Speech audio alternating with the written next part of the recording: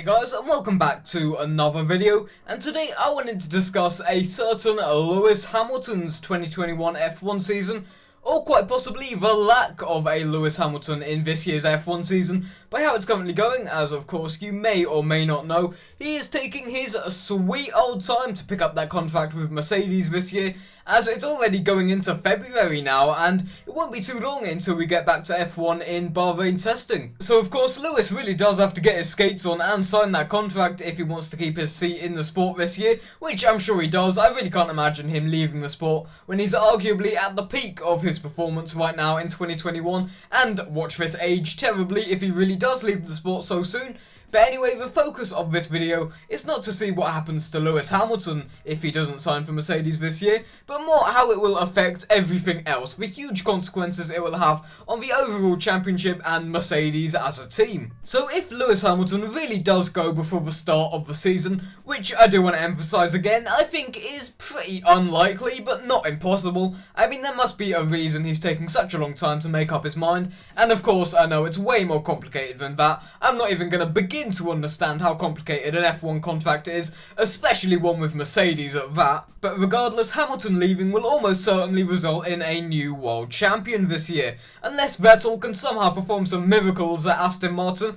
And to be fair, I think he probably will be towards the front of the grid, as I already made a video about that not too long ago. But realistically, if Hamilton goes, this championship will be a battle of three men: Max Verstappen, Valtteri Bottas, and who would almost definitely replace Hamilton, as we saw in Sakir in November, George Russell. And also maybe Leclerc and Sainz if Ferrari can sort themselves out this year, but of course that's easier said than done. I doubt the train wreck of the Ferrari we saw last year will somehow be towards the front of the grid just over the winter break. I think it will only be by 2022, when we have the lottery of the new regulation changes, will we finally see some real change-ups in the pack. But in the meantime, I don't think I really need to explain too hard why I think Verstappen could win the championship, providing he has the right machinery. He's unarguably one of the most talented drivers on the current grid, and arguably a much faster driver than Bottas, only limited by his Red Bull chassis, paling in comparison to that dominant Mercedes, of course. Of course, Max Verstappen is undeniably hot-headed from time to time, so to speak, but even from my relatively short time watching Formula 1, I can very clearly see that hot-headed, overly eager attitude is starting to fade away as he becomes more mature and more of a refined driver, making less needless mistakes and just being far more consistent overall.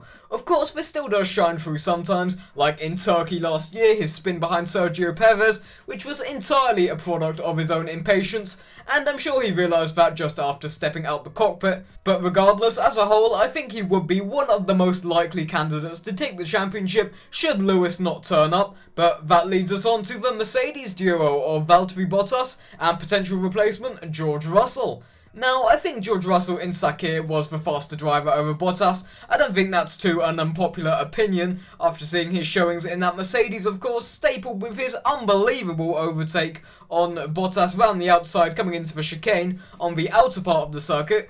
And I also think if Bottas is joined by Russell at Mercedes throughout this entire year, I'm sure we'll get a much clearer picture as to whether or not over these past couple years Hamilton has just been overperforming, Bottas has been underperforming, or maybe a bit of both when we see Bottas performing against George Russell.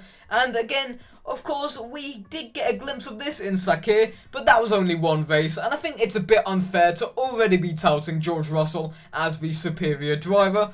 That being said, however, he is proving to the world that he is the confident driver everyone thought he was, and living up to all that hype surrounding him as the Formula 2 champion and Formula 3 champion, or GP3 as it was called back then.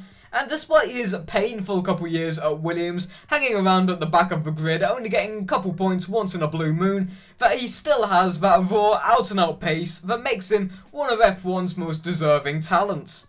So now let's get on to two other realistic contenders for the championship if Hamilton were to jump ship: the aforementioned Valtteri Bottas and of course Red Bull's newest hostage, Sergio Perez. And in my opinion, both of these drivers are the Barrichello to the Schumacher, quicker than most, but when your teammate is right up there at the top, it unfortunately just belittles them, which is a shame, because we know just how talented these two drivers are, and they've just been forced into their teammates' shadows with not much they can do about it, unless they can step up their game this year.